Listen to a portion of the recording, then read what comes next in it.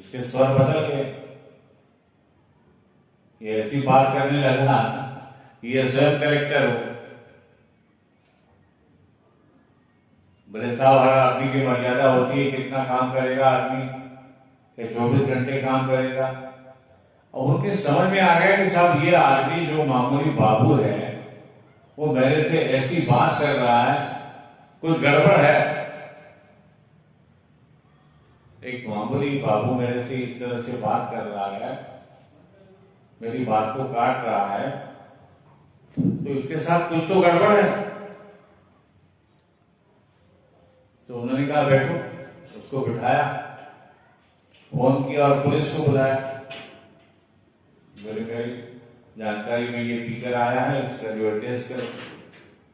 अभी तो पिया हुआ था, लेकिन डरता क्या, पिया तो आदमी सेट हो जाता है। पुलिस लेके गई, कलेक्टर ने कहा तो टेस्टिंग हुआ, पता चला साहब इसके ब्लड सैंपल में अल्कोहल मिला।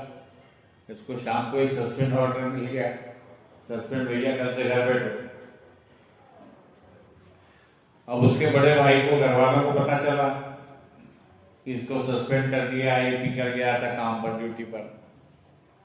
तो बेचारे दूसरे दिन कलेक्टर के पास गए, हाथ जोड़ने लगे, मेरे सर नौकरी चली जाएगी, इसका भविष्य बेकार हो जाएगा, आप दया करें, हम आपको आश्वासन देते हैं कि आगे से यह नहीं पिएगा, हम कोशिश करेंगे।